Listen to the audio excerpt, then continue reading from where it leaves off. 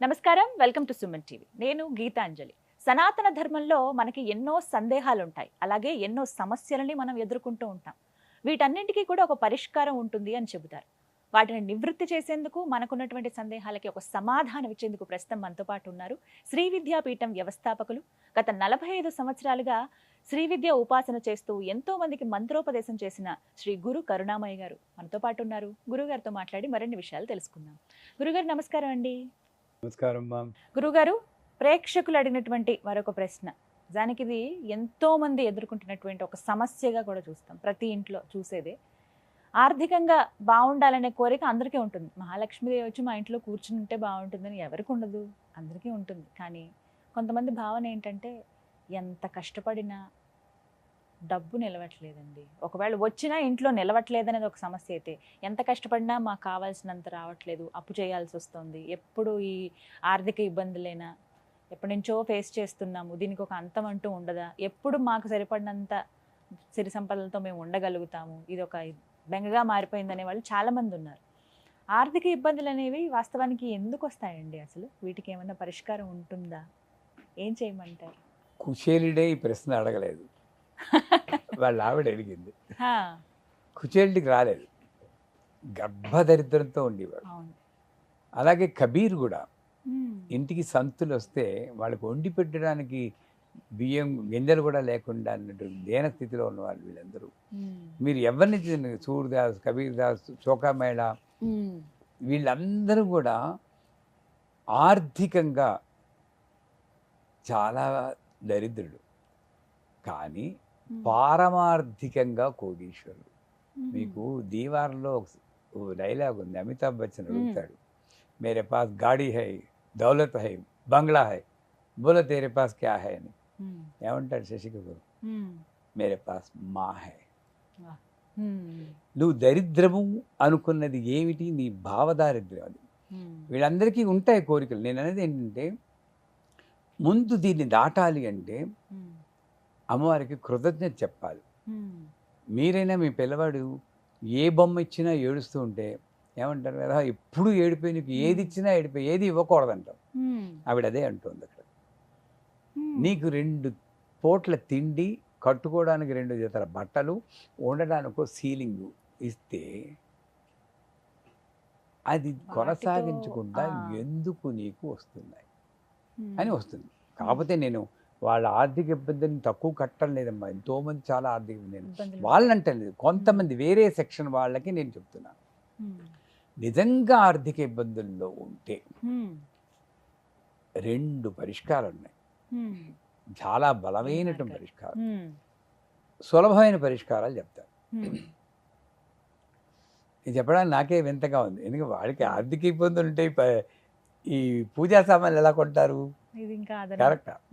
ఇప్పుడు ఇలా వింటున్న వాళ్ళు, కాస్త ఆర్థిక ఇబ్బందులు లేని వాళ్ళు, కొంచెం వెసులుబాటు ఉన్నవాళ్ళు ఈ పూజా సామాన్లు కానీ ఇలాంటి వాళ్ళకి సహాయపడగలిగితే మీ ఛానల్ అందుకు ఉపయోగపడాలి. కేవలం కమెంట్లు, వేరే వేరే కమెంట్లు కాకుండా, అయ్యా ఆయన గురుగారు చెప్పారు ఈ పూజా సామాన్లు నేను ఎవరికైనా నేను ఇవ్వగలను అని ఎవరైనా కమెంట్ చేయమనండి. నన్ను అంటే వాళ్ళకి కూడా అమ్మవారి అనుగ్రహం పుష్కలంగా లభిస్తుంది కదా. ఏంటంటే అందరికీ తెలుసు, మహాలక్ష్మి అమ్మవారు. ఇది ఓం శ్రీం హ్రీం శ్రీం కమలే కమలాలయే ప్రసీద ప్రసీద శ్రీం హ్రీం శ్రీం ఓం మహాలక్ష్మే నమః అని ఒక మంత్రం ఉంది. ఈ మంత్రాన్ని దీక్ష తీసుకుని చేస్తే మంచిది. కావాల్సిన వాళ్ళు నన్ను కన్సల్ట్ చేయొచ్చు. కాకపోతే సింపుల్ మంత్రం ఉంది, దీక్ష అక్కర్లేని మంత్రం, హ్రీం మహాలక్ష్మే నమః. మనం హ్రీం అనేప్పుడు ఉలికి పెడతాం, బీజాక్షరాలు దీక్ష లేకుండా చదవకూడదు, ఇలా చదివితే అన్ని కష్టాలే అని చెప్పుకుంటూ ఉంటారు. ఇవి పక్కన పెట్టాలి. ప్రాణమే పోయినా సరే నేను నా మంచి కోసం నేను చేస్తున్నాను. హ్రీం మహాలక్ష్మి అనే మంత్రంతో 108 ఎండు ద్రాక్షలు, కిస్మిస్ పళ్ళు అంటారు కదా, అది కూడా బంగారు రంగులో ఉన్నాయి, నల్ల ద్రాక్ష కాకుండా కొంచెం పసుపు రంగులో ఉంటాయి, తెలుసు కదా. ఆ ద్రాక్షలు తీసుకుని తేనెలో కొంచెం అద్దాలి. తేనెలో అద్దాలంటే నానబెట్టేయకూడదు. ఒక చెక్క అలా ముట్టుకుంటే చాలు. హ్మ్. సో ఇలా పట్టుకోవడం, హ్రీం మహాలక్ష్మే నమః అని వేయడం. హ్మ్. వీలున్న వాళ్ళు హ్రీం మహాలక్ష్మే నమః ప్రకృత్యే నమః అష్టోత్తరం ఉంది కదా, దాన్ని కూడా సంపుటీకరణ చేయొచ్చు. హ్మ్. లేదు సింపుల్గా హ్రీం మహాలక్ష్మి 108 సార్లు. హ్మ్. ఈ ప్రతిసారి తేనెలో ముంచినటువంటి ఈ యొక్క కిస్మిస్ పండుని పెట్టాలి. హ్మ్. 5 ఉపచారాలు ఉన్నాయి. మ్హూ. గంధం, పుష్పం, ధూపం, దీపం, నైవేద్యం. హ్మ్. చాలు ఇది చిన్నవి. సో అమ్మవారిని ఏం చేయాలి, ఓ విగ్రహం ఫోటో పెట్టుకోండి. ఇంటర్నెట్ చూస్తే ఏదో ఒక లక్ష్మీదేవి విగ్రహం వస్తుంది, చిన్న ప్రింట్అవుట్ తీసుకోవచ్చు. హ్మ్. లేకపోతే నన్ను అడగమని నేను పంపిస్తాను. హ్మ్. ఆ ఫోటో పెట్టుకుని అక్షతలు తీసుకుని హ్రీం మహాలక్ష్మి నమః ఆవాహయామి. ఎందుకంటే ఫోటో అన్న భావన పోయి లక్ష్మి వచ్చింది. హ్మ్. ఆవిడకి మెడకి గంధం పోయింది. హ్రీం మహాలక్ష్మి అని గంధం. పుష్పం అన్నప్పుడు హ్రీం మహాలక్ష్మి అని పుష్పం పెట్టింది. ఎంత సింపుల్గా చేసుకోవచ్చు తెలుసా అండి. సులువుగానే ఉంది. పెద్ద పెద్దవన్నీ పండితులు చదువుతారు. హ్మ్. మామూలు ఒక రిక్షా వాడో ఆటో నడుపుకునే ఏం చేస్తారండి, వాళ్ళకి వాళ్ళని అన్నీ రావు ఉద్ధరించి వాళ్ళు ఎవరున్నారు చెప్పండి. ఈ మంత్రాలు వాళ్ళకి వస్తాయా? పైగా వాళ్ళనే ఎవరు చదివితే నువ్వు చదవకూడదు అంటారు. హ్మ్. వాళ్ళు కూడా చేసుకునే విధానం చెప్తున్నాం. హ్మ్. ఈ పుష్పం పెట్టాక ఈ 108 కిస్మిస్ పళ్ళు ఉన్నాయి కదండి, హ్మ్. దాని తేనెలో కొంచెం అద్ది హ్రీం మహాలక్ష్మి నమః, హ్రీం మహాలక్ష్మి నమః, హ్రీం మహాలక్ష్మి నమః పూజ్యం. హ్మ్. అది అయిపోయాక వాళ్ళు ప్రసాదం కింద తీసుకోవాలి. తీసుకోవచ్చు. హ్మ్. కానీ నాకు మాకు మీకు కూడా పంపిస్తే పంపమనండి. అర్థమైందా? ఆ. ఇది అయిపోయాక ధూపం, హ్రీం మహాలక్ష్మి అయిన ధూపం. ధూపం కూడా ఇలా పట్టుకోవాలి, కానీ ఎరగరా తిప్పేస్తూ ఉంటారు. హ్మ్. అది ఆఘ్రాపయామి అన్నాడు. హ్మ్. అంటే ఆ పొగ ఆవిడ పేల్చాలి. హ్మ్. మనం ఏం చేస్తున్నాం, గడ గడ గడ గడ సౌండ్ పొల్యూషన్ గడ వాయించేసి ఇలా ఇలా ఇలా తిప్పేస్తాం. అమ్మవారు కూడా ఇలా ఇలా తిరుగుతుంది. ఎందుకు ఆవిడని ఇబ్బంది పెడతాను చెప్పండి. ఆఘ్రాపయామి ఇలా పోయి. సరే దీపం, ఏదో ఒకటి నైవేద్యం, ధూపం. ఆ కిస్మిస్ పళ్ళలో ఏదో ఒకటి లేదా పాలు, వండుకున్న అన్నము, ఏదైనా పర్లేదు, హ్మ్. ఆ నైవేద్యం పెట్టు. మీ మంత్రం కూడా రాక్కలేదు. ఆ నైవేద్యాన్ని ఒకసారి 6 సార్లు తినిపించింది. హ్మ్. నువ్వు నాకు మంత్రం రాదు ఏం చేయమన్నావు, హ్మ్. నీకు కావలిస్తే ఎవరైనా పంపించి నేర్పించు.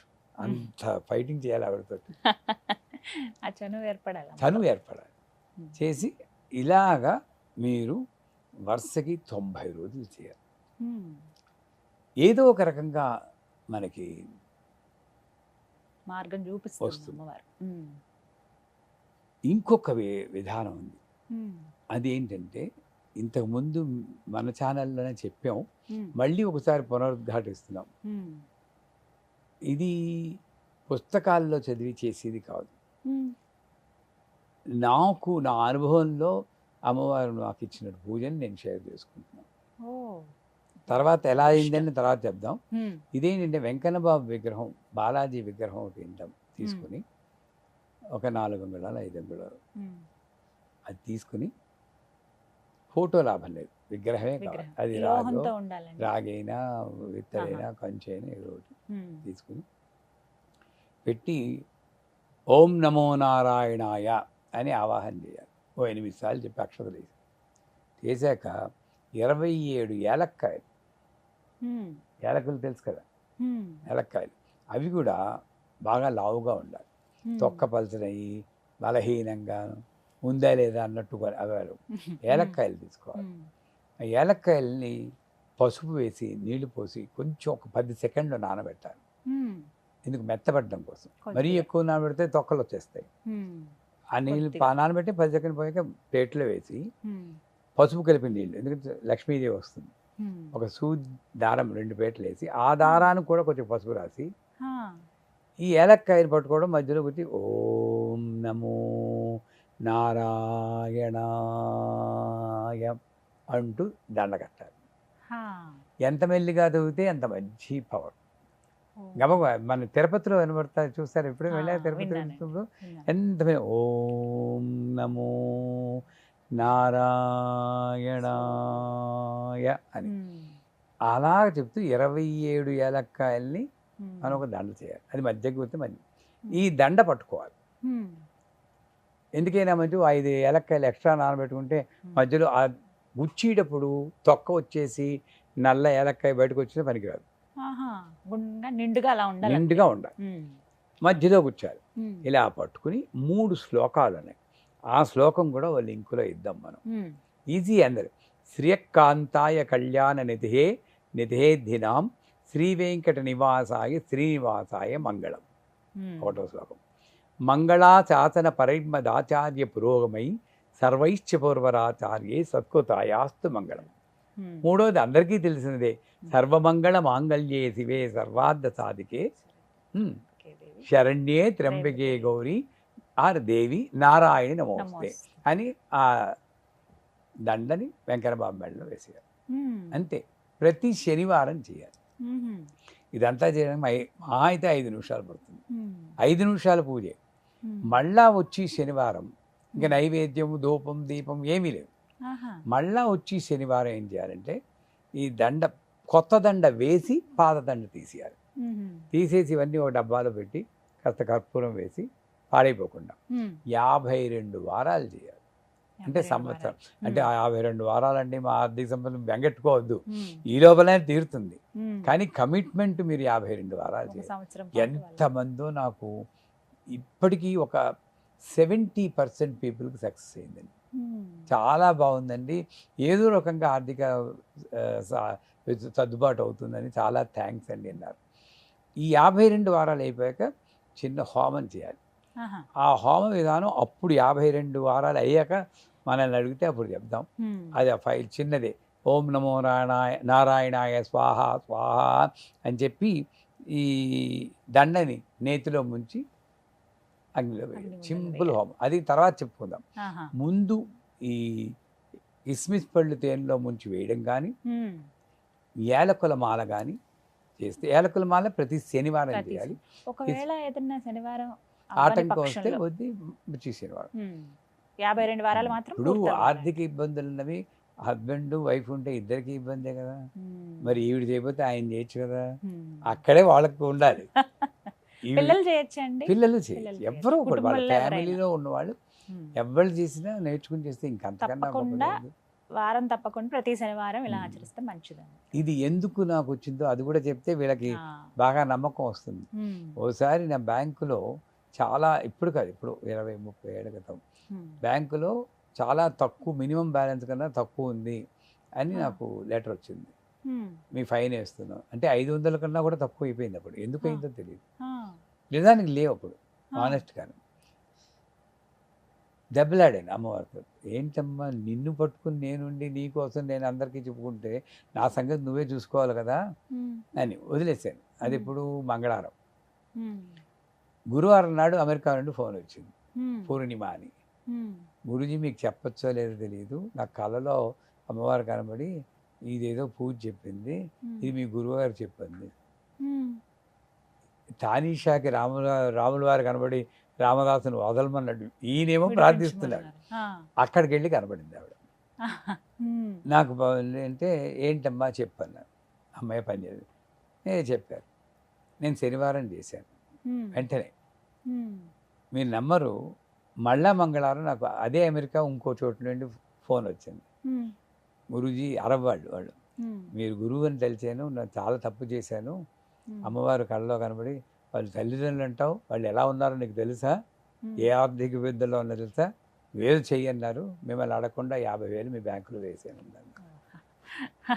ఒక్కరోజు ఎప్పటి నుండి ఇప్పటి వరకు ఇంచుమించులో నేను ప్రతి శనివారం చేస్తున్నాను. నాకేమి లేవు ఆర్థిక ఇబ్బందులు, దేవుడి దయ వల్ల. ఎంతో థ్యాంక్స్.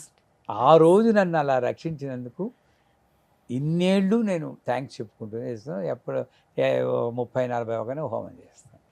ఇది అందరికీ నేను నమ్మకం కోసం లైవ్ ఎగ్జాంపుల్ నేను ఇస్తున్నాను. స్వయంగా మీకు అమ్మవారు ఇలా వేరే వేరే మార్గాల ద్వారా మీకు తెలియజేశారు. చాలా సంతోషం అండి. ఖచ్చితంగా అవసరం ఉన్న వాళ్ళు, చేద్దామన్న ఆలోచన ఉన్న వాళ్ళు ఈ విధంగా సులువుగా చేసుకోవచ్చు. ఆ తర్వాత 52 వారాలు, 1 సంవత్సరం తర్వాత హోమం గురించి మిమ్మల్ని సంప్రదించండి. ధన్యవాదాలు గురుగారు.